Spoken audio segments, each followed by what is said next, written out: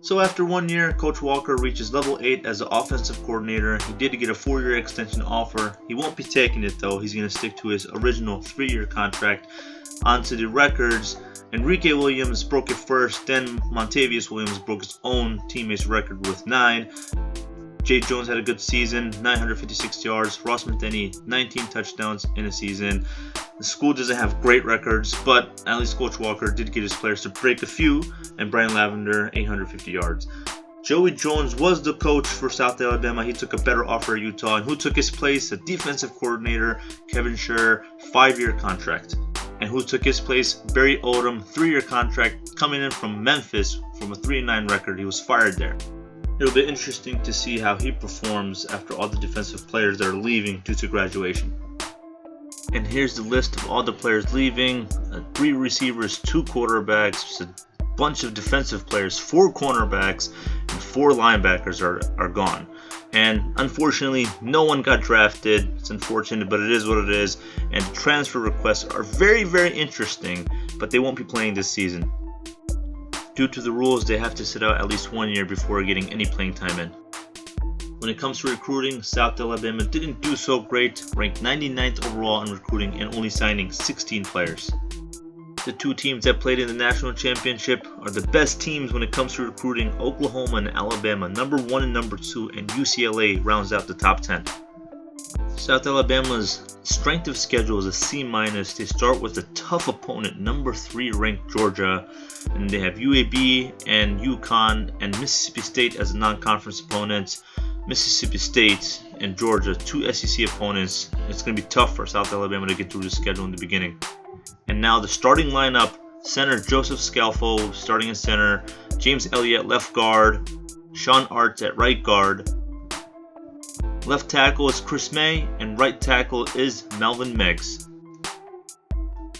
Now the skilled positions starting at running back will be Jay Jones, the fullback will be Desmond Jones, starting wide receiver will be Jeremy Jones, and Funderbunk will be wide receiver number 2. In the slot we'll have TJ Glover, and tight end, of course, Wes Saxton. Now before talking about the quarterback situation, I just want to talk about the preseason All-Americans. Sunbelt first team, Jay Jones, tight end Wes Saxton, and left tackle Chris May. We have 4 players on second team, starting off with wide receiver Jeremy Jones and the right guard Sean Arts. We have 2 defensive players, defensive tackle Jesse Kelly, and a safety the team is looking forward to playing this year, Terrell Brigham.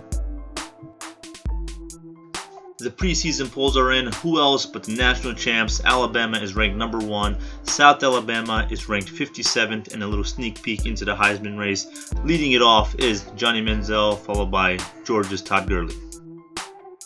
Now, what we've been waiting for, the QB competition. We have redshirt junior David Downs and true freshman Samuel Mateo coming in from Pineside High, both battling for that starting role.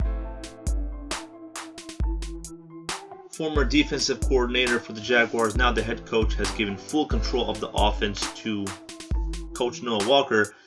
His offense is very dynamic, all sorts of formations. He's going to test out both of these quarterbacks and see how they react. David Downs early on struggling to get this pass off to Wes Saxton. Dropping back was an issue for him, but he finally hit it after a few tries. Samuel Mateo, on the other hand, right out the gate, he was hitting them right on. Wes Saxton drops this one, but this one here, he lobs it beautifully into the tight end's hands. Now passing out of the shotgun, both quarterbacks excelled. Strong arms, high accuracy, hitting the receivers right in the chest. Both quarterbacks did what they needed to. I'm expecting a different type of game plan from Coach Walker since he has 2 very capable quarterbacks this season. Another interesting name that came up during practices was Chevry Smith, 4th string wide receiver. He showed a lot of heart out there, route running, catching. It's going to be interesting to see if they use him more in these game plans for this upcoming season. Coach Walker didn't really use a lot of 4 wideout sets, but I'm expecting that to change. Like I said, capable quarterbacks, they might make their receivers better.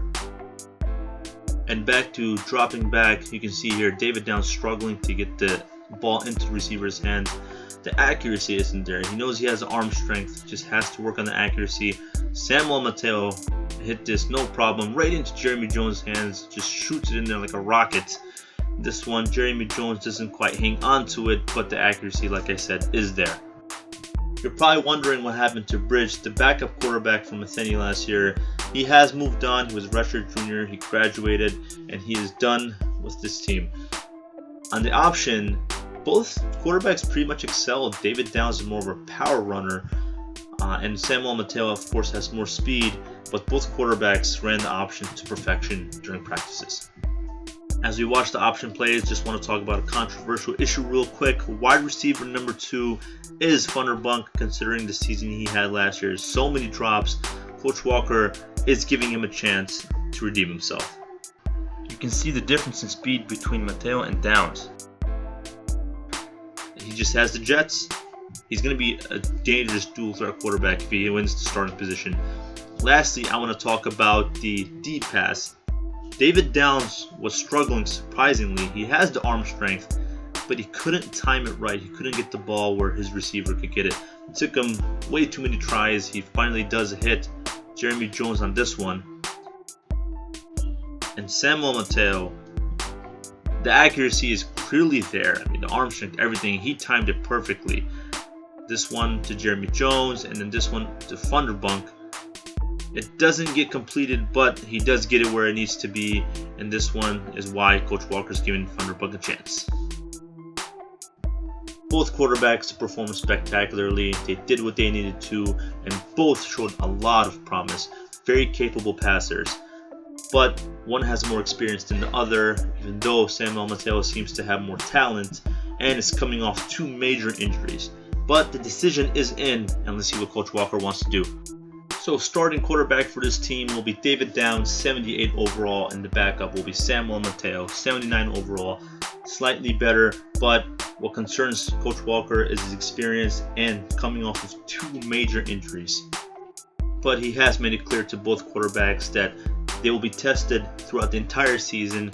Samuel Mateo, he's been given a chance. Coach Walker took a chance on him to give him a chance to redeem himself, but he has to work for it. At the same time, David Downs being on the team for 4 years, a redshirt junior, he still wants to give him a chance to continue to lead this team. It's a fair opportunity for both quarterbacks.